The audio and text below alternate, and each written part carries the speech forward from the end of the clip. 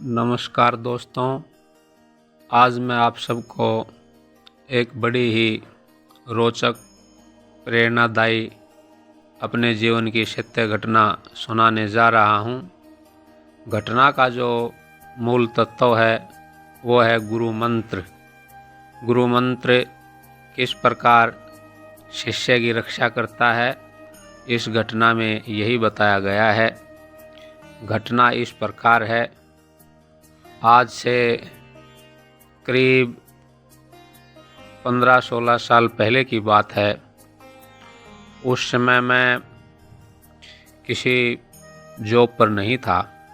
मुझे अवकाश मिला हुआ था कुछ समय के लिए कि मैं फ्री था, और मेरी शुरू से ही जप और ध्यान में रुचि रही है। और मैं ऐसे स्थान ढूंढता था जहाँ पे एकांत हो, और वहाँ जाके मैं जप और ध्यान करता था।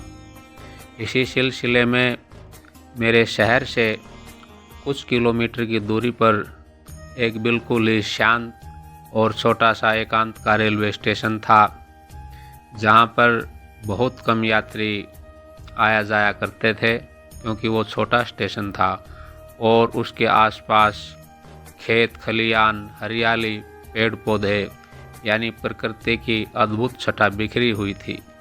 हर तरह से वो स्थान रमणीक और मन को भाने वाला था।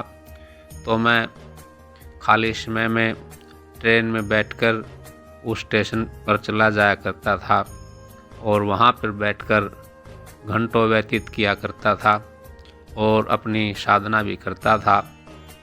एक दिन की बात है कि मैं उस स्टेशन पर गया और वहाँ जाकर एक बेंच पर बैठ गया, और बेंच पर बैठे बैठे मैं ध्यान में चला गया।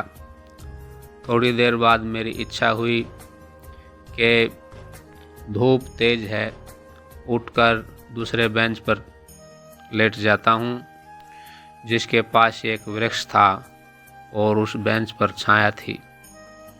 वहाँ जाके मैं उस बेंच पर लेट गया और थोड़ी देर बाद ही मेरी आँख लग गई।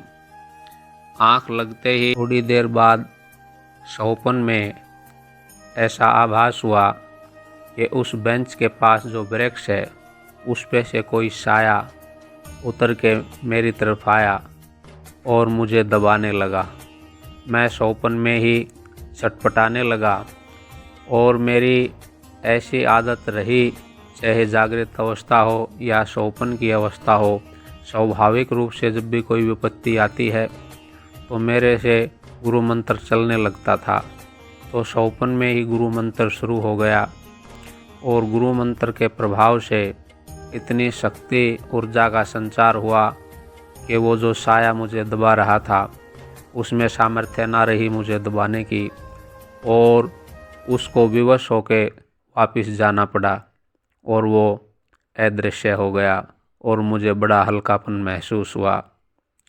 कुछ दिनों के बाद दोबारा फिर उसी रेलवे स्टेशन पर मेरा जाना हुआ, और मैं फिर वहाँ बेंच पर बैठकर अपना ध्यान करने लगा।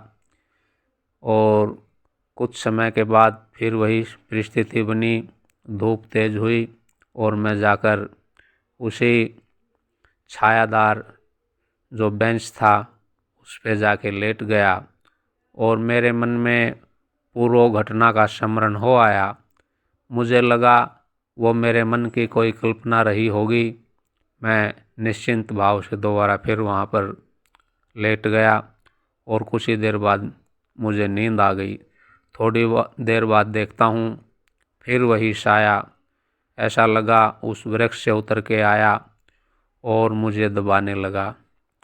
लेकिन फिर वही गुरु कृपा मेरे ऊपर रही कि सौपन में भी मंत्र का जप चलने लगा, और जैसे जैसे मंत्र का जप बढ़ता गया वो साया दोबारा फिर मुझे छोड़कर जाने पर विवश हो गया, और मैं फिर उससे मुक्त हो गया। और इस घटना के तुरंत बाद मेरी आँख खुल गई और मुझे अब उस स्थान पर संदेह हुआ मैंने सोचा कि ऐसा बार बार कैसे हो सकता है।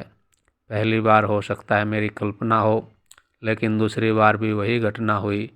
तो मुझे ऐसा लगा कि यहाँ पर ज़रूर किसी सूक्ष्म आत्मा का प्रभाव है। वो यहाँ पे रहती है इस वृक्ष पर, और वो नहीं चाहती कि कोई उसके स्थान पर लेटे बैठे, इसलिए वो उसके ऊपर आक्रमण करती है और उसको ये इस तरह के चित्र विचित्र अनुभव होते हैं। लेकिन गुरु मंत्र की शक्ति से उसका प्रभाव निष्क्रिय हो जाता है। ये भी स्पष्ट अनुभव में आया। इस प्रकार दोस्तों, बहुत से ऐसे अवसर आए हैं जहाँ पर विभिन्न प्रकार की विपत्तियों से गुरु मंत्र ने रक्षा की है। कहने का भाव ये है कि गुरु द्वारा प्रदत्त जो जागृत चैतन्य मंत्र होता है, वो आपको जीवन की हर प्रकार की बाधा से उबार कर ले जाता है। बस शर्त है कि आप उसके प्रति कितने श्रद्धावान, समर्पित और निरंतर उसका जप करने वाले हैं। वो ज़रूर फलीभूत होता है और आपके जीवन को आध्यात्मिक उन्नति प्रदान करता है। इसी के साथ जय गुरुदेव।